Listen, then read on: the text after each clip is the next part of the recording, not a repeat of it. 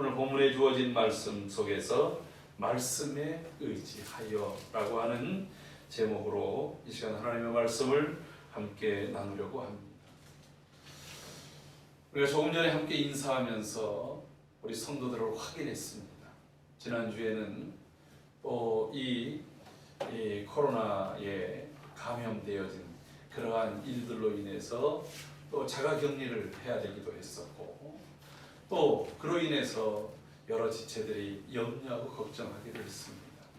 그래도 오늘 이렇게 안전하게 또 밝은 모습으로 오늘 날씨만큼이나 화창하게 함께 예배할 수 있게 돼서 얼마나 감사한지, 여러분들의 삶 속에 이러한 하나님의 아름다운 봄날이 여러분의 삶 가운데 펼쳐지기를 주의 이름으로 축복합니다. 아멘. 제가 오늘 칼럼에도 그런 내용을 썼습니다마는 지금 우리나라 이 코로나 확진자가 1000만 명을 훌쩍 넘어섰습니다. 5사람 중에 한 사람은 코로나에 감염됐고 또 그로 인해서 여러 고통을 당했다고 볼 수 있습니다. 어찌 보면 그 확진자를 발견하는 그것이 약 한 52% 정도 된다니까 실제적으로 인구의 거의 절반 정도가 어찌 보면 감염되어졌다라고 해도 과언은 아닐 것입니다. 하나님께서 이 코로나의 위기를 속히 종지부지을 수 있도록 은혜를 베푸시고 우리 모든 성도들 또 이 땅의 사람들이 이 지구촌에 사는 사람들의 삶의 일상이 회복될 수 있기를 간절히 사모하고 기도합니다. 그러나 우리가 방심하지 말아야 될 것은 이 코로나19가 처음 중국에서 발발했을 때만 해도 사람들이 한두 달이면 이게 끝나겠지라고 생각을 했어요. 근데 이것이 급속적으로 남아공에서 그리고 또 여러 그 지역들에서 영국에서 또는 저 남미 지역에서 다른 모습으로 감염이 되기 시작합니다. 여러분, 여러 변종 바이러스들, 특별히 이 요즘에 일어났던 이 오미크론이라고 하는 바이러스는 정말 광범위하게 그리고 급격적으로 퍼져갔습니다. 백신이 개발되고 치료제가 개발돼서 그 치명률에 대해서는 현격하게 줄었다고 하지만 워낙 광범위하게 이것이 확산되다 보니까 그로 인한 사망자의 숫자는 비교할 수 없을 정도로 늘어났다고 하는 것입니다. 2020년부터 2021년 12월까지 코로나로 인해서 사망하신 분들이 약 한 2,500명이었다고 합니다. 그런데 2022년도 1월부터 3월까지 이 오미크론이 확산되면서 일어난 사망자는 이것도 이틀 전까지 얘기니까 무려 5,600명 정도가 사망되어져서 실제적으로 그 전에 일어났던 그 2년 동안 일어났던 사망자의 수의 배 이상이 이 석 달 동안 사망하게 됩니다. 이 얘기는 우리가 방심해서 안 되고 교만해서도 안 된다고 하는 것입니다. 그리고 또 하나는 아무리 의학 기술들을 가지고 여러 치유를 위한 그러한 신약들을 만들어내고 백신을 만들어낸다고 하지만 다른 옷을 입고 활동하는 이러한 바이러스의 속도에 의학기술이 지금 따라가지 못하고 있다고 합니다. 이 코로나19가 끝나면 또 다른 전염병들이 우리에게 다가올 것이라고 하는 그러한 전문가들의 예상도 있는 것을 바라보면서 전능하신 하나님께서 우리의 삶 가운데 친히 개입하시고 역사하셔서 우리를 돌봐주시고 하나님의 놀라운 기적을 일구시는 역사가 우리 가운데 있기를 주의 이름으로 축원합니다. 오늘 인생의 놀라운 그러한 기적, 내가 상상할 수 없었던 내 일상을 뒤바꾸고 삶의 방향을 뒤바꾸는 그러한 삶의 기적이 오늘 이 본문 속에 나와 있습니다. 하나님께서 베푸셨던 그 은혜가 오늘 말씀을 듣는 우리에게도 그와 같이 임하기를 소원합니다. 어떤 사람들에게?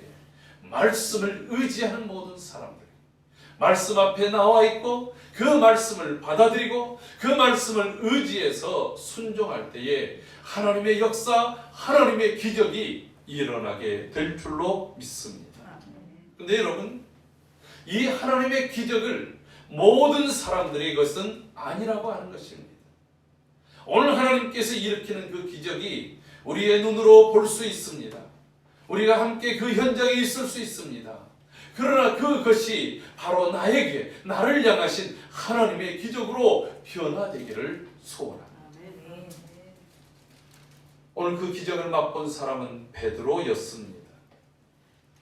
베드로를 보면 참 여러 가지 우리로 하여금 생각하게 하고 깨닫게 하는 굉장히 다양한 그러한 인물의 모습이 베드로 속에 담겨 있습니다. 최소한 오늘 이 누가복음 5장에 나타난 베드로의 모습을 보면 베드로는 정말 남자다운 남자예요. 제가 어떤 면에서 이 남자다운 남자라고 하냐면 저를 가르쳤던 선생님이, 한문 선생님께서 이 남자를 정의하면서, 산의 남자를 정의하면서 이 산의 남자가 한자로 입구에 열 십자가 있고 그 밑에 힘 역자가 있는 것이 산의 남이에요. 이걸 이분이 어떻게 풀이를 하시냐면 산의 남자라고 하는 것은 입, 10명의 입을 책임질 수 있는 힘을 가지고 있어야 된다라고 하는 거예요. 지금이야 뭐 2식구, 3명, 4명, 뭐 많아야 5명 정도 이런 식구를 거느리고 살잖아요. 그런데 과거에는 식구들이 그 위로 부모님, 그리고 부부, 그리고 뭐 웬만큼 낳은 집이 자녀들이 4명, 6명, 이게 이제 보통이었지 않습니까? 그러니까 기본적으로 함께하는 식구들이 10명 정도는 됐던 것 같아요. 그래서 아무리 어려운 시기이지만 신봉승이라고 하는 국어 국문학자는 우리나라 조선 500년 시대를 딱 4글자로 정의를 했는데 초긋목피라고 얘기합니다. 삶이 너무 고단하고 어려워서 이 풀과 나무 뿌리를 긁어서 그것으로 겨우 연명을 해갔던 그러한 그 한자성어가 초긋목피 아닙니까? 그러니까 그만큼 어려웠다라고 하는 거예요. 그런 어려운 시대에도 가장은 자기의 식구들을, 자기의 등뼈가 휘어져가는, 손발이 갈라지고 그리고 이 주름은 깊이 패였다 할지라도 식구를 먹여 살리기 위해서 애썼던 그러한 가장들을 가르쳐서 남자라 얘기했다는 거죠. 그런 측면에서 이 베드로는 정말 그 시대의 대표적인 보통 남성이었다라고 말할 수 있습니다. 왜 그렇습니까? 그는 오늘 어부로서 삶을 살아가는데 이제 갈릴리 호수에 가서 고기를 잡습니다. 여러분, 지금 우리나라의 이 낚시 인구가 거의 1000만 명이 된답니다. 레저로서. 그것은 자기의 여가 생활을 즐기기 위해서 이 낚시를 하는 거예요. 낚시를 하려면 장비가 대단히 좋아야 됩니다. 장비의 가격 하나, 낚싯줄, 그리고 뭐 거기 봉틀, 미끼, 그리고 또 거기 채비하는 것들이 어마어마하게 비싸요. 뿐만 아니라 바위에서 미끄러지 않도록 신발, 의자, 또 이 방한복, 또 물에 빠지면 안 되기 때문에 거기에 또 보조적으로 입어야 될 것, 각가지의 것들이 얼마나 비용이 많이 드는지 몰라요. 물론 저렴하게 가까이 가서 하는 사람들도 있지만 어쨌든 많은 비용이 드는 하나의 스포츠요 레저가 되었어요. 그러나 베드로는 이것을 자신의 삶을 유유자적으로 누릴 그런 것이 아니었습니다. 왜냐하면 자기 어깨 위에 감당해야 될 사람이 너무 많았어요. 아마 노를 젓든지 아니면 돛대를 올려서 갈릴리 호수로 나가는데 혼자 나가지 않습니다. 자기의 동생 안드레와 더불어서 나갑니다. 그 말은 자기의 동생의 가정도 베드로가 책임을 지면서 그 업을 이어갔다라고 하는 이야기입니다. 또 그 다음에 보면은 베드로는 자기가 자기 집에, 자기 부모님은 어떤지 모르겠는데 자기 장모님의 삶도 책임졌다는 거예요. 그러니까 자기 부모님도 책임져야 되고 자기 장모님의 생활도 돌아보는 그러한 삶을 살았던 것이 베드로의 삶이었습니다. 여러분 한번 생각해 보세요. 정말로 그의 어깨에는 그의 부모님, 그의 처와 자녀들, 그의 동생의 가정, 그리고 또 그의 장모님까지도 책임져야 됐던 그러한 사람뿐만 아니라 함께 이 작업을 나갈 때에 야고보와 요한 두 형제배도 함께 나가서 작업을 해서 같이 먹고 같이 나누고 같이 삶을 이었기 때문에 그 한 사람을 통해서 자기 한 사람뿐만 아니라 최소 네 가정을 책임져야 됐던 그러한 삶을 살아갔던 사람이 베드로였다라고 합니다. 여러분 그 삶이 얼마나 무거웠겠습니까? 그리고 그 삶은 매일매일 반복되어졌어요. 여러분 이 바다에서 베드로가 큰 부자가 된 것 같지는 않습니다. 그 많은 식구들을 먹여 살리는 것도 큰 거 아닙니다. 특별히 이 지역이 베드로가 살았던 곳이 가버나움이라고 하는 그러한 곳입니다. 갈릴리 호수의 남단에 있는 그러한 도시였습니다. 어촌이었죠. 그렇게 많은 마을이 형성됐던 것은 아닙니다. 근데 이때 당시에 갈릴리 지역이라고 하는 것은 유대 나라에서 그렇게 주류 사회는 아니었습니다. 오히려 주류 사회에서 벗어난 가난하고 그리고 화려하지 않은 그러한 촌구석이었다라고 하는 것입니다. 여러분 예루살렘을 중심으로 했던 남쪽의 지역이 유다의 중심가였습니다. 그리고 저 지중해의 가이사라라고 하는 그 지역은 오히려 휴양과 그리고 또 자연의 모든 상태가 좋았던 곳입니다. 그래서 그곳에 헤롯은 그 가이사라 시저에게 바치는 그러한 그 별장을 만들어 놓고 자신이 헌상한다. 그러나 실제로 자신이 누리다가 예수님 당시에는 거기에 빌라도가 그 총독들이 자신들의 휴양처로 보냈던 그러한 곳도 있었습니다.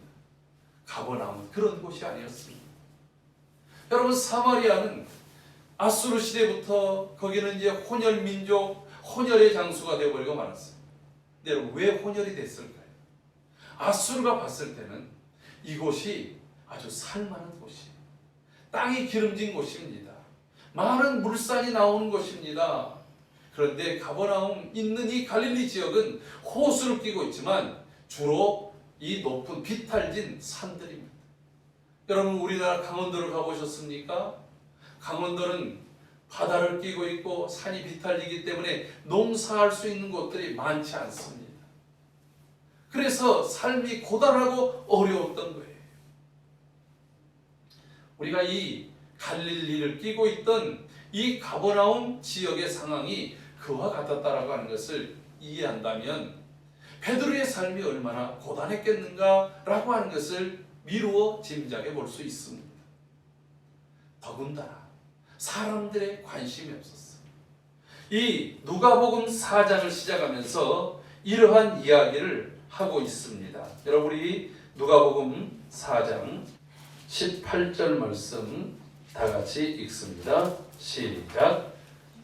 주의 성령이 내게 임하셨으니 이는 가난한 자에게 복음을 전하려고 내게 기름을 부으시고 나를 보내사 포로된 자에게 자유를 눈먼 자에게 다시 보게 함을 전파하며 눌린 자를 자유롭게 하고 주의 은혜의 해를 전파하게 하려 하심이라 하였더라.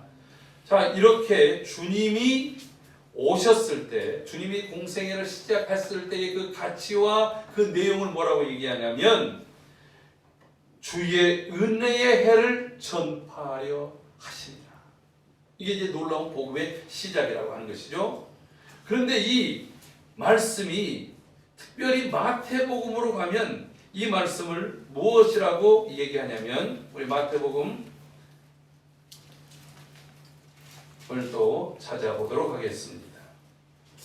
마태복음 4장 13절부터 16절까지 말씀입니다. 마태복음 4장 13절부터 16절. 나사렛을 떠나 스불론과 납달리 지경 해변에 있는 가버나움에 가서 사시니 이는 선지자 이사야를 통하여 하신 말씀을 이루려 하심이라. 일러스되 스불론 땅과 납달리 땅과 요단강 저편 해변길과 이방의 갈릴리여 흑암에 앉은 백성이 큰 빛을 보았고 사망의 땅과 그늘에 앉은 자에게 빛이 비치었도다 하였느니라. 아멘. 예수님이 첫 복음을 증거하시고 가장 많은 사역을 했던 것이 이 갈릴리를 끼고 있었던 지역이었습니다. 그곳이 스불론 납달리 해변에 있는 가버나움 지역이랍니다. 근데 그 가버나움에 대해서 뭐라고 얘기하냐면 이방의 갈릴리요.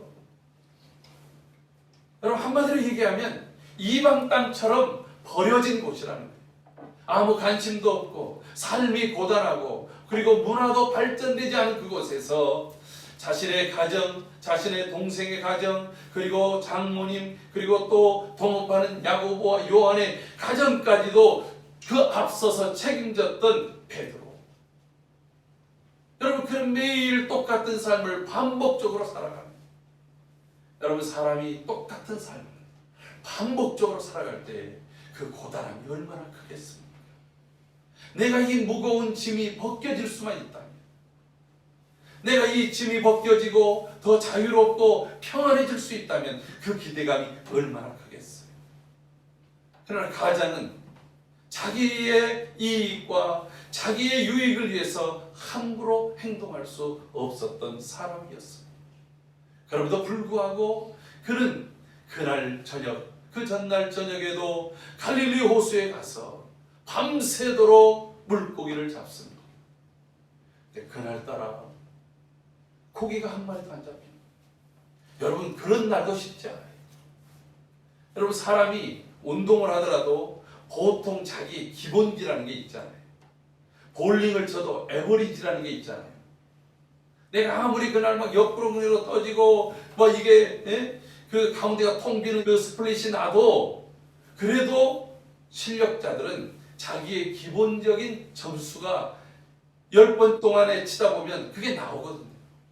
야구 타자들도 자기가 열심히 하다 보면 기본적인 타율이라는 게 있거든요. 투수는 자기의 방어율이, 기본적인 방어율이 있어요.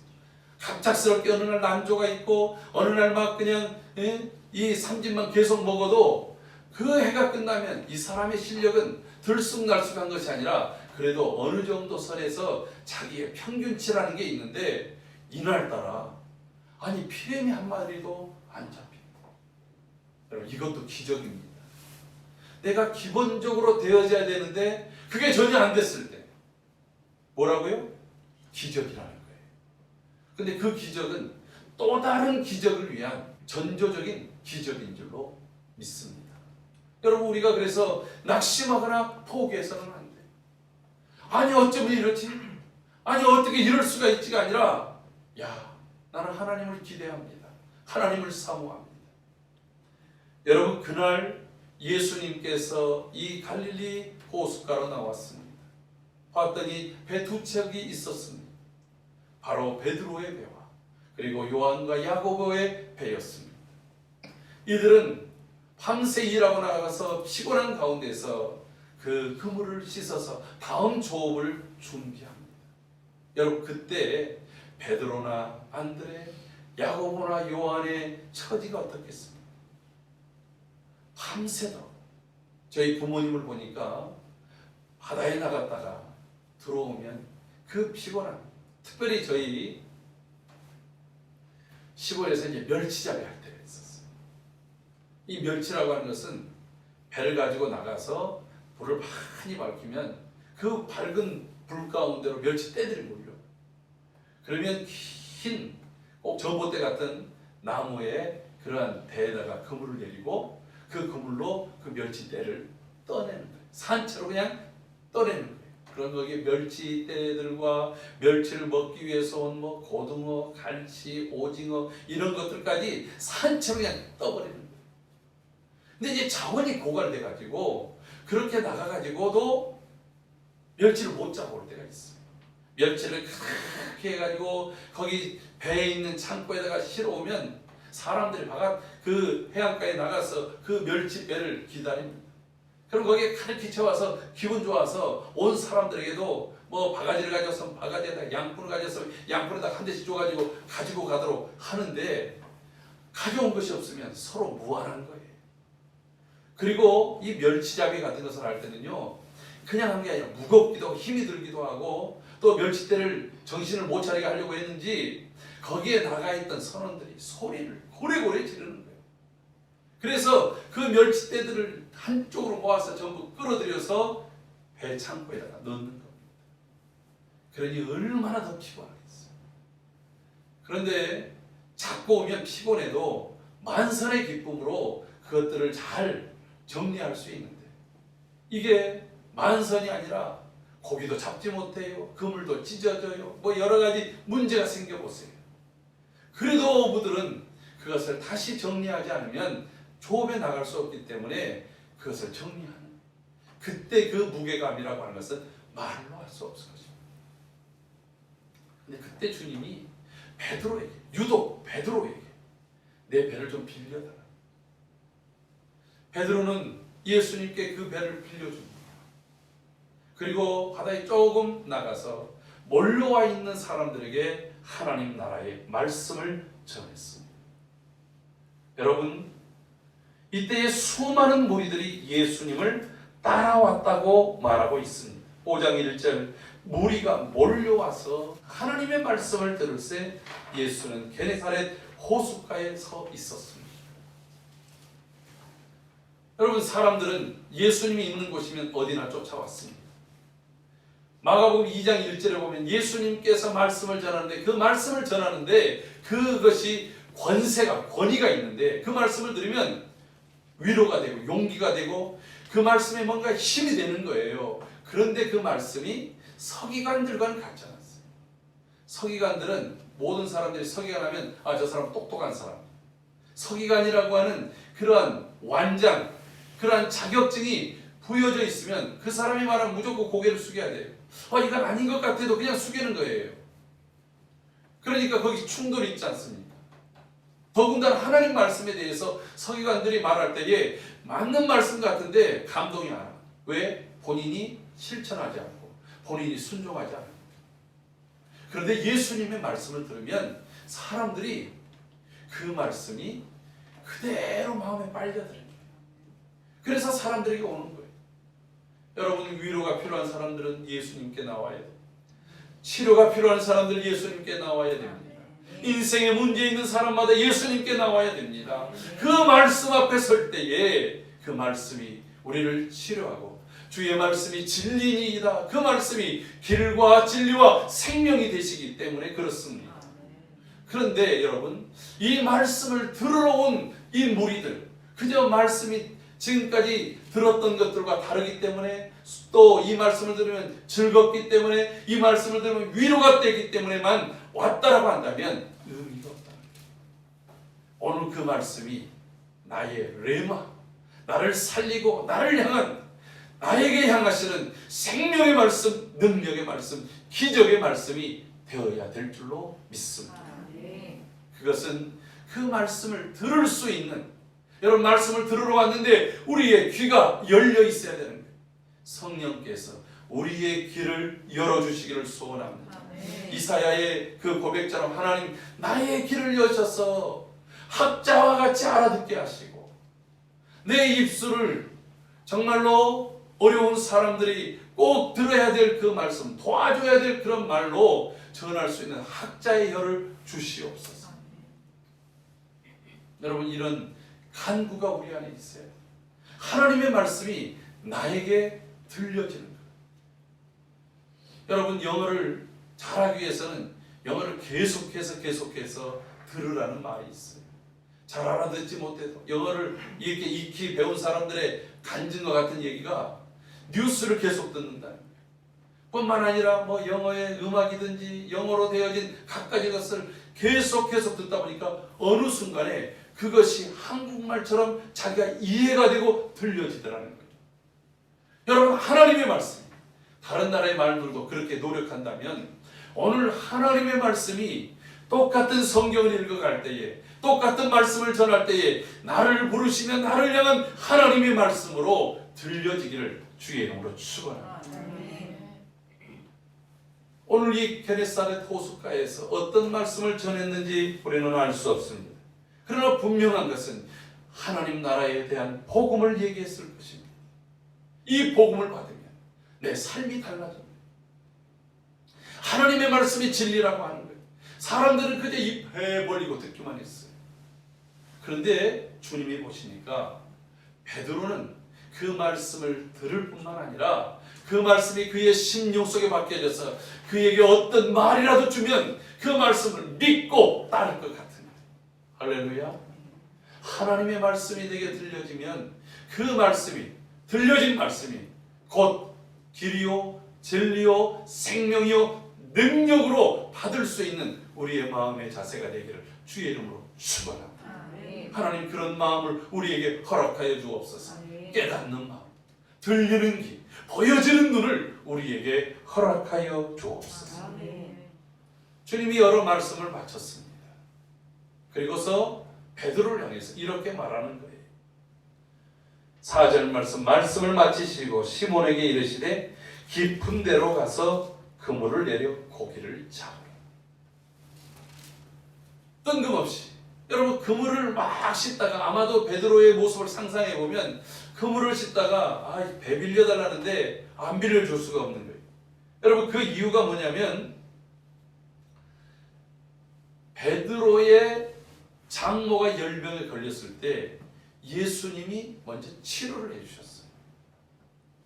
그러니까 여러분, 이 유대사회에서 열병에 걸렸을 때 이게 거의 죽는 병이에요.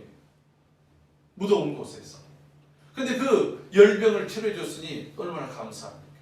그분이 배 좀 빌려달라는데 그거 안 빌려줄 수 있어요? 그래가지고 아유, 말씀을 하든지 신간 편안해 이런 마음으로 자기는 그물을 씻고 여전히 있는 거예요. 사람들은 몰려와서 예수님의 말을 듣습니다.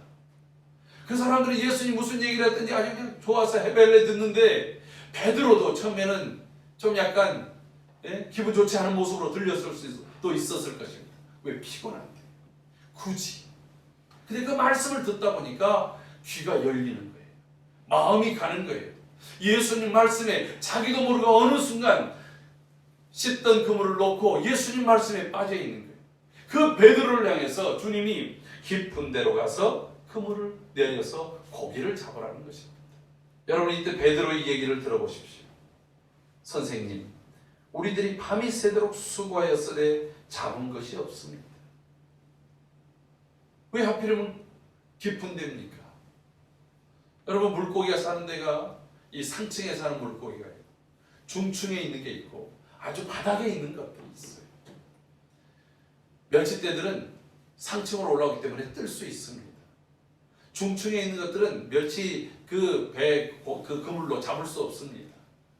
그것은 여러 또 뭐 투망 비슷한 것이든지 아니면 유자망이든지 이런 걸로 그물을 내려야 됩니다. 밑에 있는 것까지 하는 것은 뭐 정치망이든지 뭐 이런 여러 기술적인 것들로 그물을 내리더라도 그렇게 잡습니다. 낚시를 하는 것도 마찬가지죠. 근데 아마도 베드로가 지금까지 물고기를 잡으러 다녔던 것은 깊은 데는 안 다녔던 것 같아요. 왜요? 그들도 이 바닷가에서 최소한 잔뼈가 굵은 사람, 어느 때 어디에 물고기가 있는지 물고기를 찾아다니지 않습니까? 그리고 최소한 몇 마리, 그래도 반찬이라도 하고 식구들과 더불어서 먹을 거라도 잡아오는데 수고했지만 잡은 것이 없다라고 얘기하죠. 한 마리도 못 잡을 정도로 그렇게 되지 않았습니다. 여러분, 허탈감이 있었어요. 여러분, 경험적으로 이게 맞지 않아요. 바다에 대해서 아는 사람, 물고기에 대해서 아는 사람은 그와 같이 하지 않습니다. 그런 말을 하지 않습니다. 분명히 내 생각과 내 경험과 내가 알고 있는 것과 주님의 것은 너무 달라요. 그런데 여러분, 하나님의 말씀은 때로는 우리의 이성을 초월합니다. 여러분, 이성을 무시하지 않지만 이성을 초월한다고 하는 거예요. 이성의 한계에 갇혀서 하나님의 말씀, 하나님의 기적을 포기해서는 안 되는 거예요.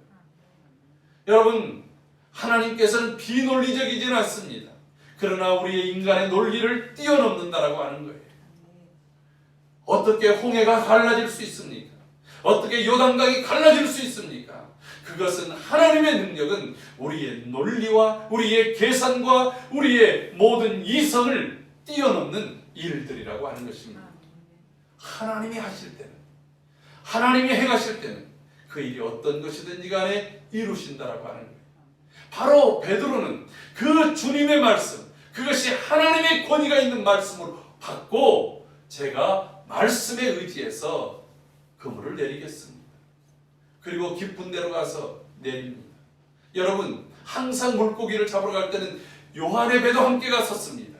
그런데 이번에는 베드로와 안드레만 갔습니다. 그리고 내렸습니다.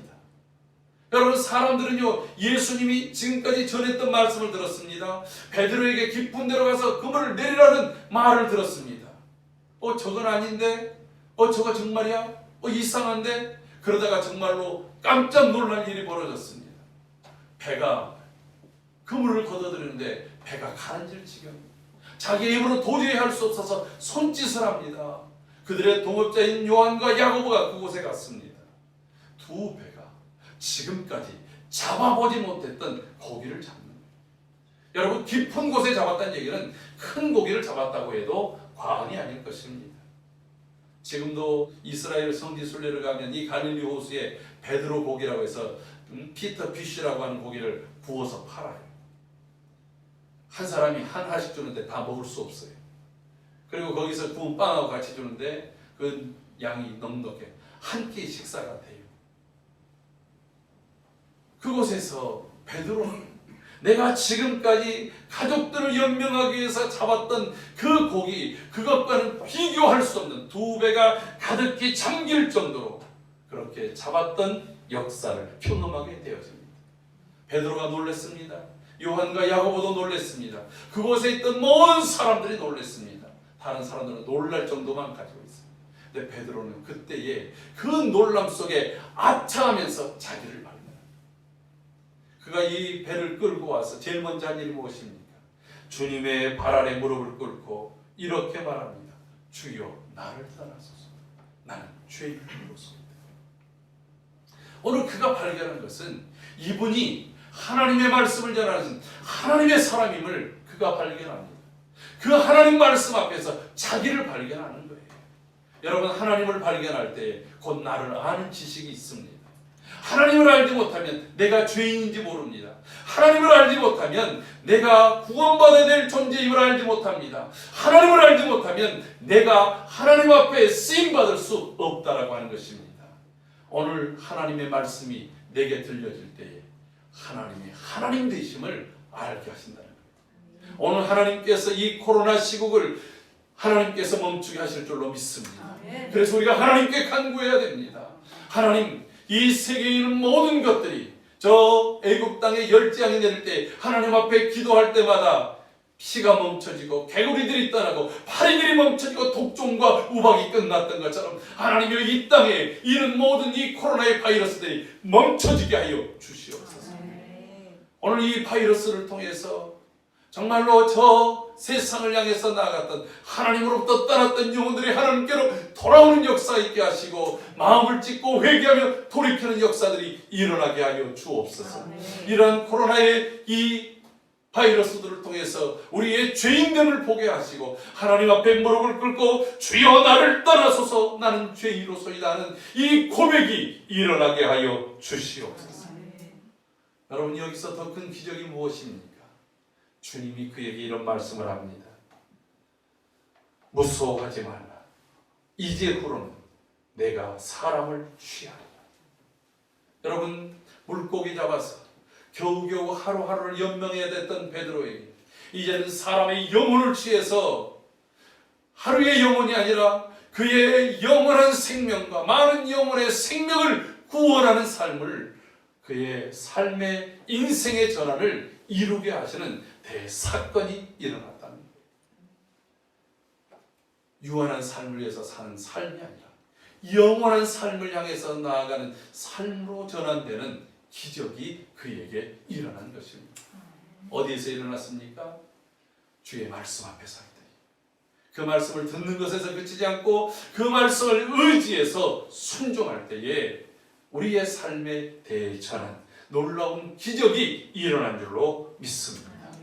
사랑하는 성도 여러분, 오늘 하나님께서는 아직도, 아니 앞으로도 이 모든 만물을 주관하시고 이끄시고 역사하신 하나님께서 친히 간섭하시고 개입하셔서 주의 백성들에게 평강을 주시고 모든 질병과 전쟁과 이 우리에게 다가오는 각가지의 기근의 위험에서 벗어나게 하실 줄로 믿습니다.